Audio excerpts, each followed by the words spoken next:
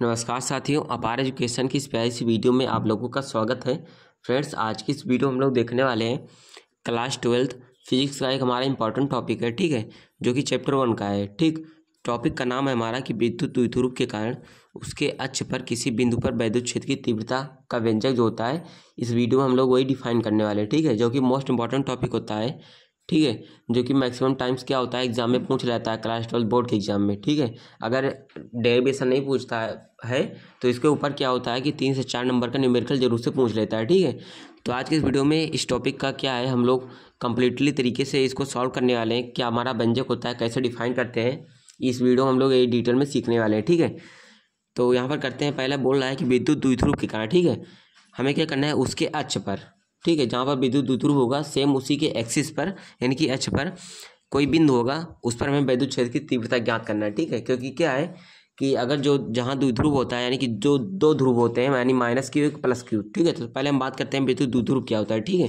देखिएगा यहाँ पर मैं विद्युत द्विध्रुव एक बना देता हूँ। यहाँ पर होता है -q आवेश होता है, ठीक है, यहाँ पर देखिएगा, यहाँ पर -q हो गया एंड यहाँ पर क्या होता है प्लस का q हो गया। ठीक है, यहाँ पर प्लस का q आवेश है, यहाँ पर -q आवेश है, यहाँ पर +q आवेश है। ठीक है, ये हमारा क्या होता है विद्युत द्विध्रुव होता है। दो ध्रुव होते हैं, ठीक है, एक माइनस का होता है, एक प्लस का होता है। ठीक है, और उसके बाद क्या बोल रहा है कि उसके अक्ष पर, ठीक है, उसके अक्ष पर यानी कि जो विद्युत द्विध्रुव है इसी के एक्सिस पर, ठीक है, हमारा अक्ष होता है, क्योंकि हमारा एक्स अक्ष होता है एंड ऊपर से खींच ड्रा कर देते हैं तो हमारा वाई अक्ष होता है।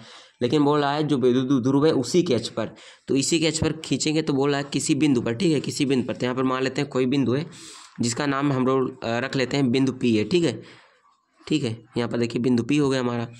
बोल रहा है इसी के बिंदु पी पर हमें क्या करना है वैद्युत क्षेत्र की तीव्रता का गणना करना है। ठीक है, यानी -q के कारण बिंदु पी पर कितना वैद्युत क्षेत्र होगा, +q का कारण बिंदु पी पर कितना वैद्युत क्षेत्र होगा। ठीक है, तो इसे का हमें निकालना है।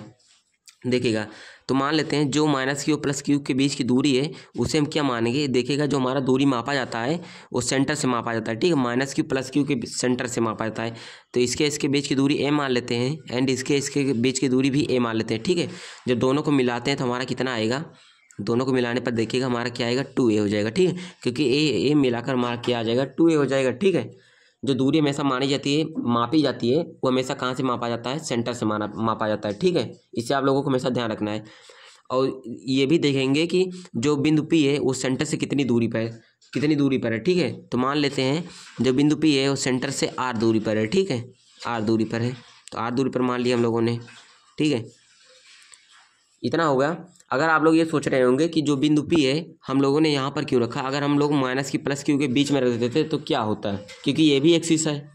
ठीक है, आप लोगों के दिमाग में क्वेश्चन चला होगा, लेकिन क्या होता है कि -q +q के बीच में नहीं रख सकते बिंदु P को, क्योंकि क्या होता है कि -q और +q के बीच की दूरी होती है बहुत अल्पतम होती है, लगभग 10 की घात -14 से 10 की घात -12 कोटि की लगभग होती है। ठीक है, जो कि जो हमारा सुई का नोक होता है उससे भी कई गुना कम होता है। ठीक है, 10 की घात -12 10 की घात -14 का मतलब होता है। ठीक है, इसके बीच की दूरी जो होती है बहुत कम होती है, इसलिए बिंदु P को इसके बीच नहीं रखा जाता है। केवल हम लोग आपको समझाने के लिए क्या करते हैं कि -q +q के बीच की दूरी इतनी रख ले रहे हैं। ठीक है, भाई यही हमारा होता है कि बिंदु P को इसके बीच नहीं रखते। ठीक है, तो हमारा इतना हो गया। इसके बाद ध्यान देते हैं, अब हमारा क्या होता है कि अगर हमें करना हो कि +q के कारण बिंदु P पर वैद्युत क्षेत्र की तीव्रता अगर हमें निकालना हो, ठीक है, तो क्या होगा, तो जो +q का कारण वैद्युत क्षेत्र की तीव्रता होती है वो बाहर की ओर होती है। देखिएगा, मैं आपको एक बार समझाता हूँ। देखिएगा, अगर +q आवेश है, ठीक है, अगर +q आवेश है तो उसके कारण वैद्युत क्षेत्र की तीव्रता अगर कोई पूछे तो क्या होता है, तो जो +q के कारण वैद्युत क्षेत्र की तीव्रता का जो दिशा होता है हमेशा बाहर की तरफ होता है। ठीक है, हमेशा बाहर की तरफ होता है, और -q के कारण हमेशा जो वैद्युत क्षेत्र की तीव्रता का दिशा होता है अंदर की ओर होता है। ठीक है, इस बात को हमेशा आपको ध्यान रखना है, +q का कारण बाहर की ओर, -q के कारण अंदर की ओर। ठीक है, ये हमेशा ध्यान रखना है। अब देखिए यहाँ पर देखिए +q है, तो +q के कारण वैद्युत क्षेत्र की तीव्रता का जो दिशा होगा बिंदु P पर वो हमेशा क्या होगा बाहर की ओर होगा। ये देखिए हमारा यहाँ पर बाहर की ओर हो गया। ठीक है, और जो -q के कारण होगा बिंदु P पर वैद्युत क्षेत्र की तीव्रता वो अंदर की ओर होगा। तो अंदर की ओर यहाँ पर भी बना सकते हैं अंदर की ओर, तो अगर चाहें तो यहाँ पर भी बना सकते हैं। ठीक है, अंदर की ओर हो गया, +q के कारण यहाँ पर बाहर की ओर, -q के कारण यहाँ पर अंदर की ओर हो गया वैद्युत क्षेत्र की तीव्रता की दिशा। ठीक है, इतना हो गया। इसके बाद क्या करते हैं +q के कारण इसको लिखेंगे E +q। ठीक है, ठीक है। ई मतलब वैद्युत क्षेत्र की तीव्रता, प्लस क्यू मतलब प्लस क्यू आवेश के कारण, और यहाँ पर है माइनस, यहाँ पर माइनस क्यू के कारण हो रहा है अंदर की ओर, तो यहाँ पर लिखेंगे ई माइनस का क्यू। ठीक है, यहाँ पर ये हो गया ई माइनस का क्यू, सॉरी माइनस होगा, वैद्युत क्षेत्र की तीव्रता मतलब किसके कारण, माइनस क्यू आवेश के कारण। ठीक है, इतना हो गया। इसके बाद क्या करते हैं, तो यहाँ पर लिखते हैं, एक हमारे पास फार्मूला होता है कूलाम का, आप लोगों ने पढ़ा है, तो क्या होता है के क्यू बटे आर स्क्वायर होता है। ठीक है, कि अगर किसी बिंदु आवेश के कारण किसी बिंदु पर वैद्युत क्षेत्र की तीव्रता का व्यंजक निकालना हो, उसका फार्मूला होता है यहाँ पर K Q divided by R square. ठीक है, क्या होता है K Q divided by R square, और जो आर होता है यहाँ पर कोई होता है हमारा बिंदु आवेश होता है, इससे अगर आर दूरी पर यहाँ पर क्या करते हैं, अगर यहाँ पर वैद्युत क्षेत्र की तीव्रता निकालना हो तो इसके बीच की दूरी आर होती है। ठीक है, तो हमारा जो फार्मूला होता है क्या होता है, एक बार बिंदु क्यू को लिखते हैं। ठीक है, जैसे यहाँ पर क्यू लिखा, और हमारा क्या है, ये हमारा है। ठीक है, के लगा लेते हैं हमारा जो कि कोफिशिएंट होता है। ठीक, और बटे में क्या होता है, जो इनके दोनों के बीच की दूरी आर होती है उसका स्क्वायर कर लेते हैं बटे में करके। ठीक है, इतना होता है। इसका जो के का मान होता है 1/4πε0 होता है, आपको पता है। इसका जो मान होता है 9×10⁻9 होता है निर्वात के लिए। ठीक है, इतना होता है। अब देखिए इतना हो गया। इसके बाद क्या करते हैं, यहाँ पर लिखेंगे प्लस क्यू आवेश के कारण, प्लस क्यू आवेश के कारण, प्लस क्यू आवेश के कारण, इस आवेश के कारण वैद्युत क्षेत्र की तीव्रता। ठीक है, वैद्युत क्षेत्र की तीव्रता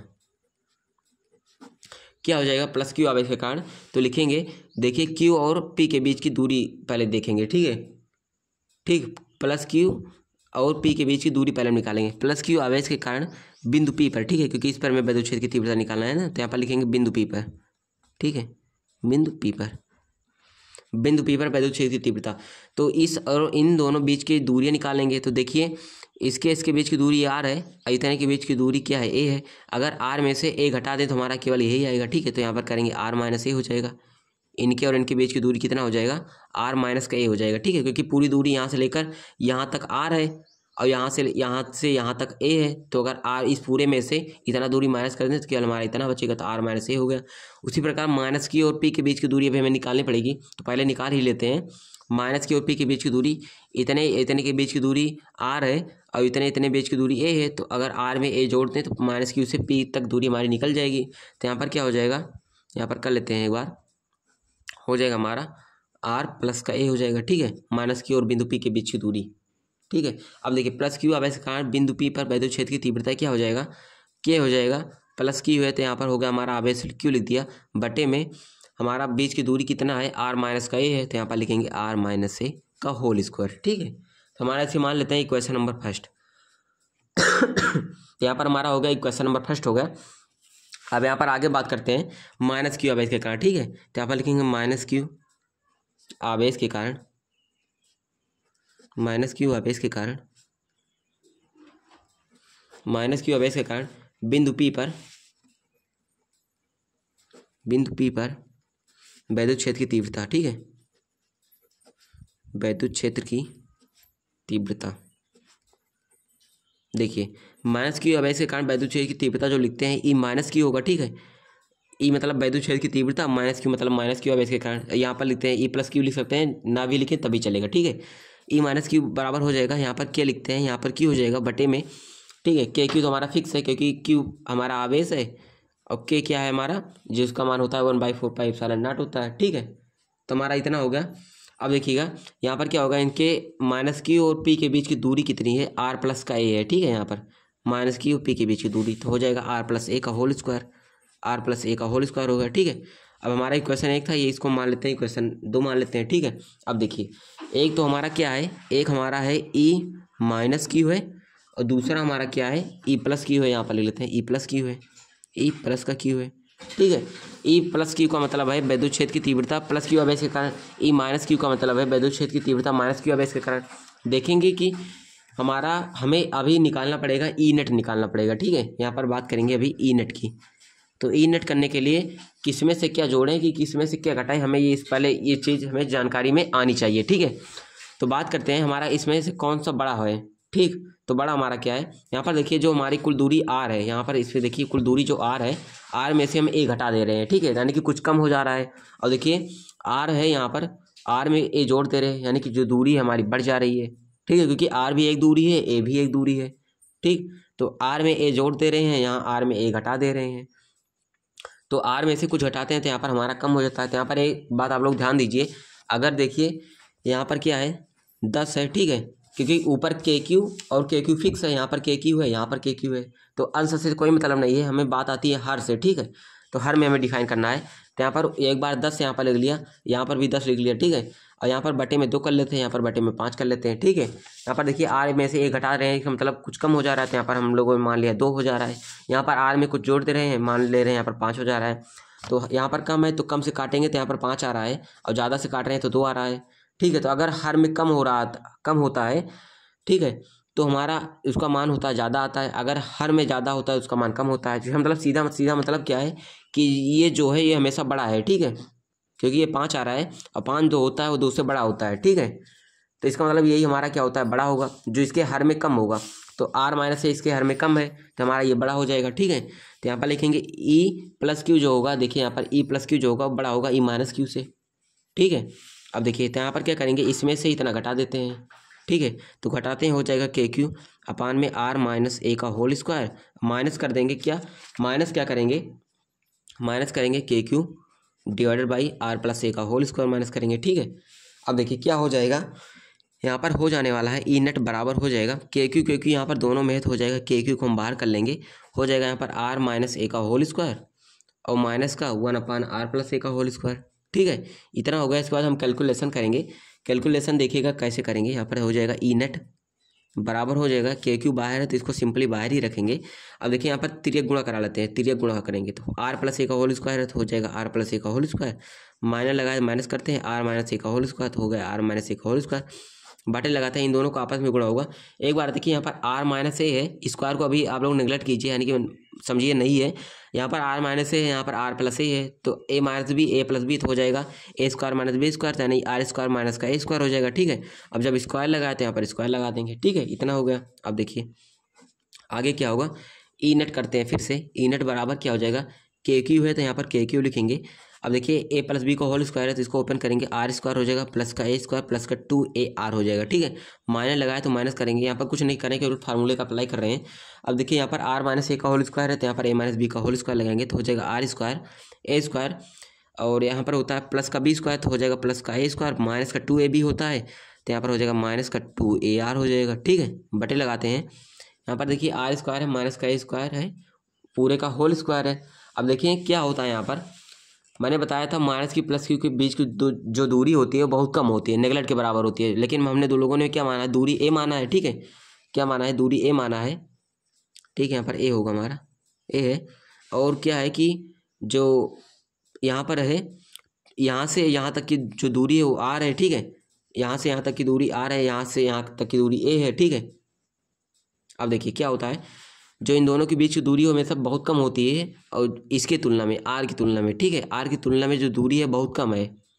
ठीक है, क्योंकि मैंने आपको बताया कि माइनस की प्लस के बीच की दूरी होती है -10⁻14 कोटि से लगभग 10⁻12 कोटि तक होती है। ठीक है, जो कि बहुत कम है, सुई के नोक से भी बहुत कम होती है। ठीक है, लेकिन जो दूरी आर है वो तो हम लोग देख पा रहे हैं, सीधा सीधा हम लोगों ने रिलेट किया है। ठीक है, तो आर जो होगा बड़ा हो जाएगा किससे, ए से, तो यानी कि ए को हम क्या कर सकते हैं, नेगलेक्ट भी कर सकते हैं। ठीक है, क्योंकि ए का मतलब कुछ नहीं है, यहाँ पर कोई दूरी नहीं है, तो आर जो है हमारा बड़ा है ए से, तो ए को हम क्या कर सकते हैं, यहाँ पर नेगलेक्ट कर देंगे। ठीक है, तो ए को हम लोग नेगलेक्ट करेंगे तो ए हमारा खत्म कर देंगे यहाँ पर, तो केवल आर का स्क्वायर बचेगा, तो आर का स्क्वायर है पूरे का होल स्क्वायर, तो इसका हो गया स्क्वायर। ठीक है, अब क्या होगा, ई नेट निकालेंगे यहाँ पर फिर से, बराबर हो जाएगा के क्यू है तो के क्यू लिख दिया। यहाँ पर देखिए ब्रैकेट को ओपन कर लेते हैं, हो जाएगा आर स्क्वायर प्लस का ए स्क्वायर प्लस का 2AR, फिर हो गया माइनस से गुणा कराएंगे तो माइनस का आर स्क्वायर माइनस का ए स्क्वायर माइनस माइनस प्लस का 2AR बटे में हो जाएगा आर का स्क्वायर है, अगर क्या होता है, अगर ए की पावर m है उसका पावर n है। ठीक है, हो जाएगा ए की m का पावर m का गुणा n से होगा तो ए की पावर हो जाएगा mn। ठीक है, तो वही चीज़ यहाँ पर लगाएंगे तो हो जाएगा आर का स्क्वायर है तो इसका भी स्क्वायर, तो 2 दूना 4, तो आर की पावर होगा 4, क्योंकि पावर का गुणा पावर में होता है, तो आर की पावर 4 हो गया। अब देखिए माइनस ए स्क्वायर से plus A square plus R square से माइनस आर स्क्वायर कैंसिल, क्या बच रहा है, ई नेट बराबर क्या हो जाएगा, के क्यू है तो के क्यू लिख दिया, बटे में 2AR है तो यहाँ पर प्लस 2AR, तो दोनों जुड़ जाएगा तो 4AR हो जाएगा। बटे में क्या है, R की पावर 4 है, एक R यहाँ पर है, एक R यहाँ पर, तो R की पावर 3 हो गया, ठीक है, कट गया एक R से, तो आएगा क्या, यहाँ पर KQ है, बटे में क्या आया, R की पावर क्यूब आया, और ऊपर 4A है तो यहाँ पर हो गया 4A। अब देखिए यहाँ पर समझने की बात आती है, इसको हम क्या लिख सकते हैं, इसको लिखेंगे, यहाँ पर लिखते हैं 4A है, ठीक है, तो इसको हम 2 कर लेंगे, तो यहाँ पर 2 लिखते हैं, और KQ है तो यहाँ पर हो गया KQ, और यहाँ पर 2 हम लोगों ने बाहर कर लिया तो केवल 2A बचा है, तो यहाँ पर हो गया 2A, बटे में R क्यूब है तो हो गया R क्यूब, ठीक है, इतना आ गया समझ में। अब क्या होगा, यहाँ पर हमारा क्या होता है, 2A और Q, इसी दोनों का हमारा मतलब इसमें निकलेगा, क्या आएगा देखिएगा, होगा क्या, आप लोगों ने एक फार्मूला पढ़ा है विद्युत द्विध्रुव आघूर्ण का, उसमें क्या होता है, उनके दोनों आवेशों के बीच की दूरी और एक आवेश का मतलब क्या होता है, गुणनफल होता है, हमारा क्या होता है, विद्युत द्विध्रुव आघूर्ण होता है, उसका फार्मूला, उसको हम P से डिनोट करते हैं, ठीक है, उसका फार्मूला होता है 2A गुणा Q होता है, ठीक है। देखिए यहाँ पर 2A हो रहा है, यहाँ पर Q भी है, तो हो जाएगा इसके दोनों की जगह पर हम क्या लिख सकते हैं, P लिख सकते हैं, ठीक है, तो हो जाएगा यहाँ पर 2K है तो 2K लिखेंगे, इन दोनों के जगह पर P लिख सकते हैं, बट्टे में क्या हो जाएगा, R क्यूब हो जाएगा, ठीक है। तो ई नेट हमारा क्या आया, ई नेट हमारा आया 2KP बटा R क्यूब, ठीक है। तो ये हमारा क्या होगा, प्रॉपर फार्मूला होगा वैद्युत द्विध्रुव आघूर्ण का, वैद्युत द्विध्रुव के कारण उसके अक्ष पर, ठीक है, उसके अक्ष पर किसी बिंदु पर वैद्युत क्षेत्र की तीव्रता का जो फार्मूला निकला हमारा यही निकलेगा, ठीक है, 2KP बटा R क्यूब हो जाएगा, ठीक है। तो ये हमारा होगा इसका सॉल्यूशन, ठीक है। सो फ्रेंड्स इसी प्रकार से आपको करना है, आई होप आशा करता हूँ जो हमारा डेरिवेशन था आप लोगों को आसानी समझ में आ गया होगा, ठीक है। अगर नहीं है तो वीडियो को आप लोग दोबारा दे सकते हैं, अगर फ्रेंड वीडियो पसंद है तो वीडियो को लाइक कर दें, चैनल पर नए चैनल को सब्सक्राइब कर लें। मिलते हैं आपको नेक्स्ट वीडियो में, थैंक यू।